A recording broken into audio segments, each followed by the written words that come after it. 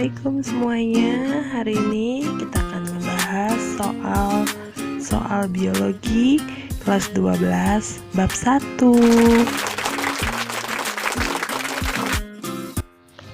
Oke, soal nomor 1. Dua kecambah kacang hijau diletakkan di suatu tempat. Kecambah ke-1 di tempat yang terkena cahaya, kecambah kedua di tempat yang tidak terkena cahaya. Sekarang lihat tabelnya, di situ ada kecambah ke-1 dengan kecambah kedua sampai hari ke-7, di mana kecambah kedua itu lebih banyak tumbuhnya, lebih cepat dibandingkan kecambah yang ke-1. Berdasarkan data di atas, kesimpulan yang dapat diambil yaitu, sekarang kita lihat ada optionnya 1-5 itu tinggal dibaca, lalu jawabannya adalah yang ke-5, option ke-5, yaitu cahaya dapat menghambat pertumbuhan kecambah. Kenapa seperti itu? Karena ini akibat dari ulah hormon auksin, di mana fungsinya adalah untuk mempercepat pertumbuhan. Namun dia tidak akan bisa bekerja jika terkena matahari. Artinya akan lebih cepat dia bekerja di tempat yang tidak terkena matahari. Makanya pertumbuhan di tempat yang gelap itu jauh lebih cepat dibandingkan di tempat yang terang. Namun kekurangannya adalah jika di tempat yang gelap, tumbuhannya itu tidak sehat karena dia tidak mempunyai cadangan makanan, di mana cadangan makanan dibuat melalui proses fotosintesis yang membutuhkan matahari. Sehingga di tempat yang gelap pertumbuhannya memang lebih cepat, namun layunya juga lebih cepat karena dia tidak sehat, karena tidak punya cadangan makanan. Tapi kalau yang di tempat yang terang, dia pertumbuhannya memang agak lama, namun dia mempunyai cadangan makanan dari proses fotosintesis yang diperoleh dari adanya cahaya matahari, sehingga proses pertumbuhannya walaupun lambat, dia lebih sehat dan lebih bagus, seperti itu. Next, perhatikan calon organ yang ada pada promeristem biji kacang dan jagung. Ada plumula, radicula, endosperma, cauliculus, cotyledon. Suatu embrio tumbuhan akan menjadi bakal batang dan akar secara berurutan adalah, jawabannya adalah yang D, 4 dan 2, radicula dan cauliculus, di mana kacang itu adalah dikotil, jagung itu adalah monokotil. Pertumbuhannya juga ada sedikit perbedaan, tetapi bagiannya hampir sama. Kuncinya adalah kita lihat organ-organ seperti akar, batang, dan daun berasal dari bakal, akar, batang, dan daun. Jadi kita harus pahami radicula, plumula, dan cauliculus itu apa. Seperti itu. Soal berikutnya, seorang siswa melakukan pengamatan pada pertumbuhan tanaman hias. Medianya adalah pupuk A, B, dan C selama 21 hari. Lalu dilakukan pengukuran tinggi tanaman, jumlah bunga, dan kecerahan. Lihat tabelnya di situ ya. Pertanyaannya, menjadi variabel bebas dari penelitian tersebut adalah, jawabannya adalah macam-macam pupuk. Sekarang kita lihat variabel bebas itu adalah apa? Yaitu adalah variabel yang mempengaruhi variabel terikat.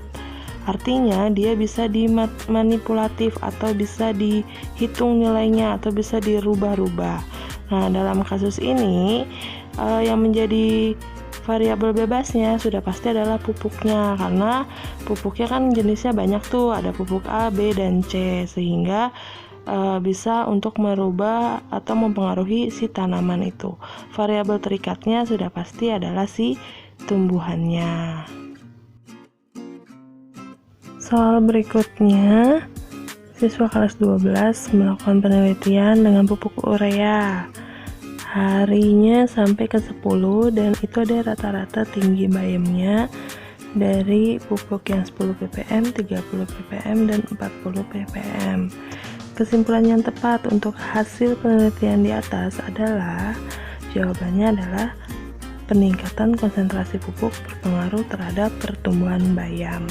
Seperti yang kita ketahui, faktor pertumbuhan yang mempengaruhi pertumbuhan itu faktornya ada dua ya, ada yang eksternal, ada yang internal. Salah satunya yang dari luar itu adalah suhu, cahaya, air, kelembapan, pH, dan oksigen, juga ada nutrisi. Nah, nutrisi pada tumbuhan itu biasanya didapat dari si pupuk urea tersebut, sehingga pada tabel di situ hampir rata-rata pilihannya hampir mirip, tetapi yang paling spesifik dari data tersebut adalah si peningkatan konsentrasi pupuk yang berpengaruh terhadap pertumbuhan si bayam tersebut. Soal berikutnya, aglaonema banyak dimanfaatkan sebagai tanaman hias. Harga tanamannya ditentukan berdasarkan banyaknya daun. Nah, coba lihat percobaannya. Di situ potnya ada 5 dengan media tanam yang berbeda-beda dan pupuknya beda, dan hasil dari penambahan daunnya berbeda.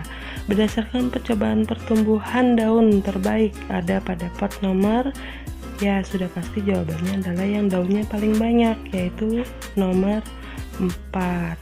Media tanamnya pakis dan sekam dengan pupuk NPK 20-20-10 dan penambahan daunnya 6. Nah, ini karena ternyata media tanam itu sangat mempengaruhi kebutuhan nutrisi bagi pertumbuhan tanaman ya. Nah, salah satunya dengan menggunakan pupuk. Nah, pupuk di sini adalah pupuk NPK. NPK adalah kepanjangan dari nitrogen, fosfor, dan kalium, dimana dia adalah 3 jenis yang sangat bermanfaat bagi kesuburan tanah, dan bentuknya juga banyak ya, ada yang padat, ada yang cair seperti itu, sehingga dapat membuat tanah menjadi subur dan tanaman menjadi lebih sehat. Soal berikutnya kita lihat percobaan pertumbuhan di bawah ini. Ada pot 1 dan pot 2 di minggu pertama, minggu kedua, dan minggu kelima. Terlihat pertumbuhan tanaman di pot 2 itu lebih cepat dibandingkan pada pot 1. Hal ini terjadi karena pada pot 2 diberikan hormon apa? Memang di situ terlihat jelas ya, di pot 2 itu terjadi pertumbuhan penambahan tinggi batang dan jumlah daun dan juga pembungaannya. Hal ini karena di pot 2 diberikan hormon giberelin dan antokalin, yaitu jawabannya adalah yang C. Kenapa? Karena kita lihat dulu fungsi dari si hormon giberelin dan si antokalin tersebut, di mana antokalin itu fungsinya adalah untuk merangsang pembentukan bunga, sedangkan hormon giberelin untuk merangsang perkecambahan, lalu membuat tumbuhan menjadi besar dan mendorong perkembangan kuncup dan biji, juga pemanjangan batang dan pertumbuhan daun. Di sisi lain, kalian juga harus pahami macam-macam hormon yang lainnya ya, fungsi-fungsinya seperti apa. Soal berikutnya, kita lihat hormon yang berperan dalam mengatur dormansi biji adalah, jawabannya adalah asam absisat. Kita ketahui dulu ya, dormansi itu adalah proses beristirahatnya suatu tanaman, bagian tanaman, jaringan, walaupun dia berada dalam kondisi pertumbuhan yang optimum untuk menunjukkan pertumbuhan yang sewajarnya.